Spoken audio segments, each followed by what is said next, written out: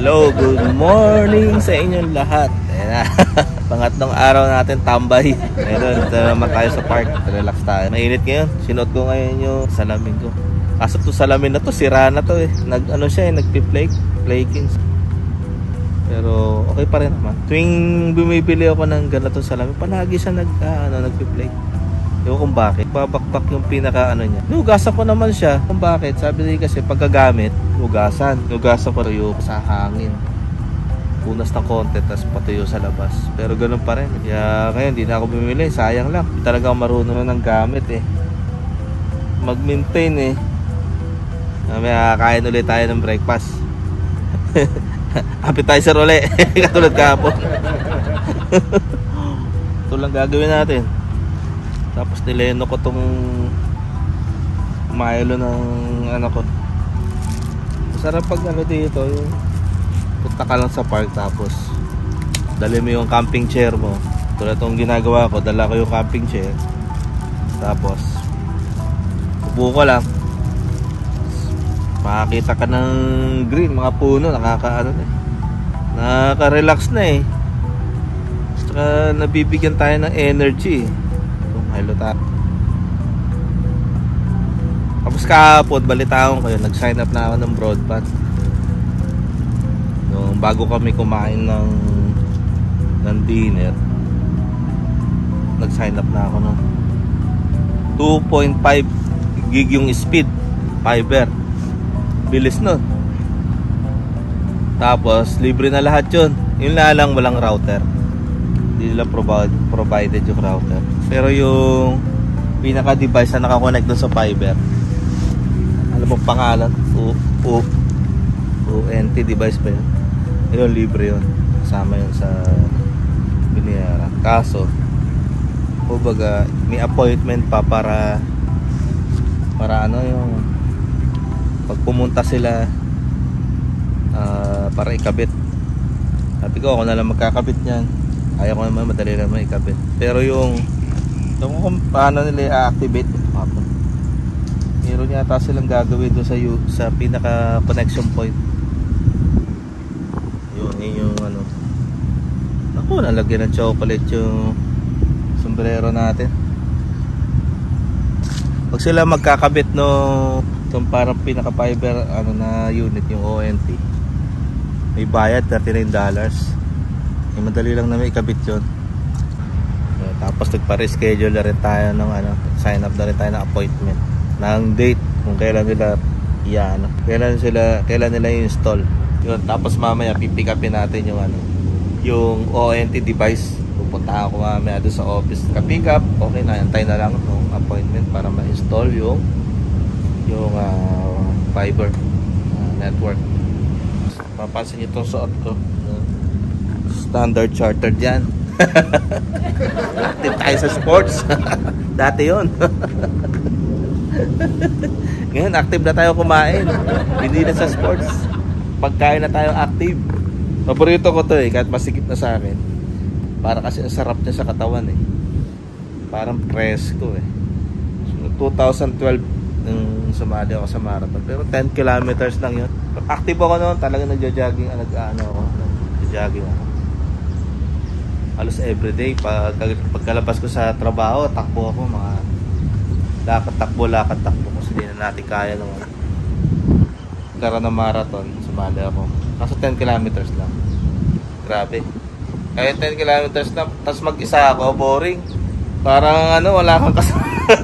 Wala kang kasama, pero napakaraming sumasali dito pag marathon. Standard Chartered, taon-taon yun, every year tuwing December nila ginaganap yan.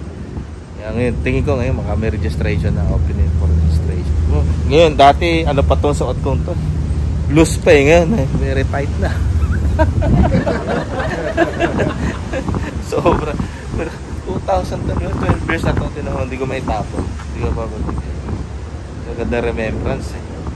Diba? Remembrance na lang siya na para sabihin, oy, hello, dati ako, no?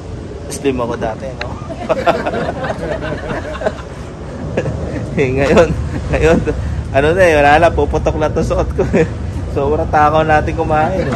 Masarap kumain, diba? Lalo na pag masarap yung kinakain. paborito mo. Tapos natuto pa tayo kumain ng durian. Kadagdag pa yun. Dati hindi tayo kumakain ng durian. Ngayon, sarap pala yung prutas na yun. Binabalik-balikan. Yan, pauwi na tayo. Maglalakad tayo pauwi. Ginagawa ko, binibit-bit ko to. Yun, kabit-bit yung camping chair. Bigat eh. Taking bagay, no, pag may bike. Ang bilis mo na pupuntahan yung dapat mong puntahan. Tapos kung may bit-bit ka, dadala mo maayos. Sarap maglakad dito. Sarap maglakad. Sa parting mga puno, yan, malamig. Ngayon medyo mainit na. Alam ba kung anong oras na ngayon? 10 o'clock na ng umaga. Yung araw, tirik na rin. Late na rin tayo magbe-breakfast. Malamang ano na to, kasama na lunch na breakfast. Brunch na, brunch. Parang katulad kahapon. Breakfast set plus pansit. Yung kaya nakakakainin natin. Di ba? Ang sarap kumain eh, no? Pag umaga, pag ang tawag dyan? Pag off day mo, libre-libre ka sa oras. Ang sarap kumain, mamimili ka kung anong gusto mo pagkain. Yan. Minsan naman nagluluto rin kami. Pag siguro mga once a week lang. Kadalasan, puro nakain na lang sa labas. Especially ngayon, lahat kami may trabaho. Pangapagod na eh. Sa pagkalabas, pagod na. Ako nakakauwi ako, anong oras na? Magte-10 ako ng gabi, makakauwi. Ano ka pakakain? No? Kaya minsan kumakain na rin ako sa trabaho. Doon ako kumakain. Isa naman, pag nagluto si Mrs. napaaga yung kain. Kaya nananaba tayo. Kasi, darating ka ng gabi. Tapos, shower ka. Pagkatapos mag-shower, kain. Tapos pahinga ka lang ng mga isang oras na siguro pahinga mo. Hindi ka pa natutunawan. Tulog ka na. Ayun. Kaya lumobo tayo. Ayos, may reason, no? May reason tayo, no? Pero darating yung time, kailangan natin mag-diet talaga. Nagpapaya. Hindi pa tayo dumarating sa tamang panahon. Kasi daming iiwasan. Kailangan iwasan yung sugar. Tapos kanin. Mahilig tayo kumain sa kanin. Kailangan natin iwasan yung pagkain ng kanin.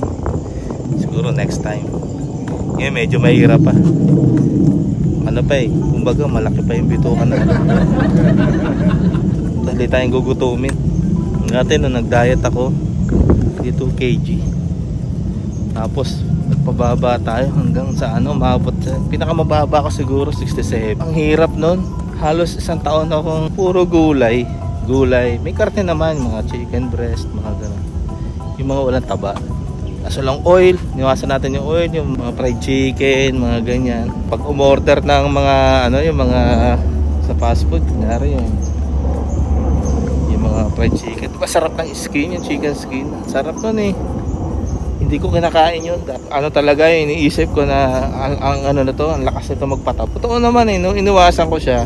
Parang namayat ako nun eh. Bumaba yung timbang ko talaga. Maabot ako ng 67.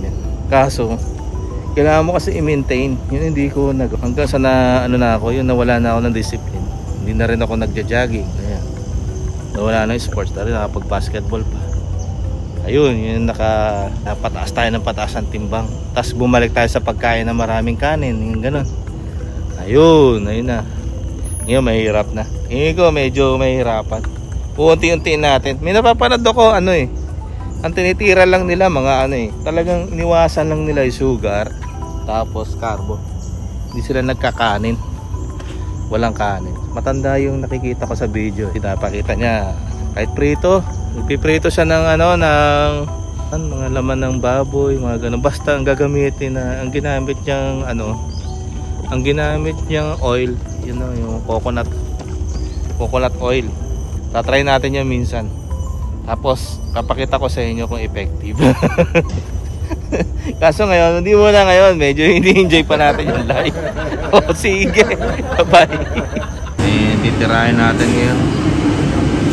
natin ngayon for brunch na to. Malamang ito, biryani tayo, nasi biryani.